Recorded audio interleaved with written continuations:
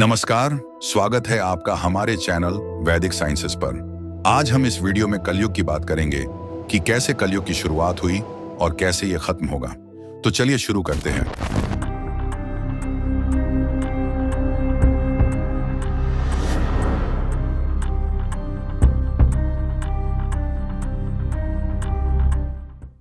सतयुग, त्रेता युग और द्वापर युग के बाद आया कलयुग। यह वह युग है जहां धर्म अपने सबसे कमजोर चरण में है, अधर्म और पाप अपने चरम पर है।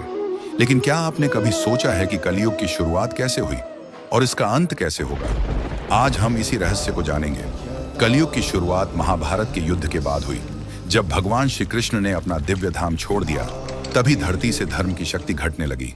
श्रीमद्भागवत महापुराण के अनुसार कलयुग का प्रवेश तब हुआ जब भगवान कृष्ण ने पृथ्वी का त्याग किया। उनके जाने के साथ ही सत्य, दया, तप और धर्म कमजोर होने लगे। महाभारत के अंतिम समय में जब युधिष्ठिर ने सिंहासन छोड़ा और परीक्षित राजा बने, तभी कलयुग ने अपनी पहली झलक दी। राजा परीक्षित ने जब एक व्यक्ति को गौ और बैल को प्रताड़ित करते देखा, तब उन्होंने कलयुग को पहचान लिया। कलयुग ने राजा से प्रार्थना की कि उसे कहीं रहने का स्थान दिया जाए। राजा ने उसे जुआ, मद्यपान, हिंसा, वासना और सोने में वास करने की अनुमति दी। तभी से अधर्म बढ़ने लगा। शास्त्रों में कलयुग को सबसे पतित युग कहा गया है, लेकिन इसमें एक खास बात भी है। यह युग मुक्ति के लिए सबसे आसान भी है। मनुष्य छोटे जीवन काल में अधिक पाप करता है और धर्म से दूर हो जाता है। झूठ, धोखा, स्वार्थ, लालच और क्रोध इस युग के प्रमुख लक्षण हैं। धार्मिक ग्रंथों के अनुसार इस युग में लोग केवल पैसे और स्वार्थ के लिए रिश्ते बनाएंगे। सत्य दुर्लभ होगा और धार्मिक कर्म केवल दिखावे के लिए किए जाएंगे।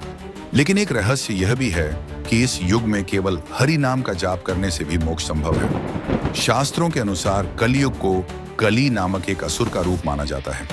कली का जन्म द्वापर युग के अंत में हुआ था। यह अधर्म, कपट, पाखंड और वासना का प्रतीक है। प्रभाव मनुष्यों के मन और समाज में धीरे धीरे बढ़ता है। महाभारत में एक कथा आती है कि जब कली ने राजा परीक्षित को प्रभावित किया, तब राजा ने गलती से एक ऋषि का अपमान कर दिया, जिससे उन्हें श्राप मिला और उनका अंत हो गया। यह कलियुग के प्रभाव का पहला बड़ा संकेत था। कलयुग का अंत तब होगा जब पाप अपने चरम पर होगा। भविष्य पुराण और भागवत पुराण के अनुसार जब अधर्म असहनीय हो जाएगा, तब भगवान विष्णु कल की अवतार लेंगे। कल की एक दिव्य योद्धा के रूप में आएंगे। सफेद घोड़े देवदत्त पर सवार होंगे और अपने हाथ में चमकती तलवार धारण करेंगे। वे पूरी धरती को पापियों से मुक्त करेंगे और एक नए सतयुग की शुरुआत करेंगे। इस समय तक मनुष्य का जीवन काल 20 से 30 वर्ष का ही रह जाएगा। रिश्तों में प्रेम समाप्त हो जाएगा, लोग स्वार्थी और क्रूर हो जाएंगे।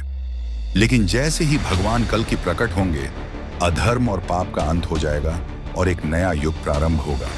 कलयुग में पाप बढ़ेंगे, लेकिन इसका अर्थ यह नहीं कि धर्म समाप्त हो जाएगा। शास्त्रों के अनुसार यदि कोई व्यक्ति सच्चे मन से भगवान का नाम जपे, तो वह कलयुग के प्रभाव से बच सकता है। भक्ति, दया और सत्य को अपनाकर इस युग में भी मोक्ष प्राप्त किया जा सकता है। और अंत में जब अधर्म अपने चरम पर होगा, तब भगवान कल की अवतार लेकर इसे समाप्त करेंगे। तो क्या हम कलयुग के प्रभाव में बहेंगे या ईश्वर की भक्ति से मोक्ष पाएंगे? यह निर्णय हमारा है। अगर आपको यह वीडियो ज्ञानवर्धक लगी तो लाइक और शेयर करें और ऐसे ही रोचक विषयों के लिए चैनल को सब्सक्राइब करें।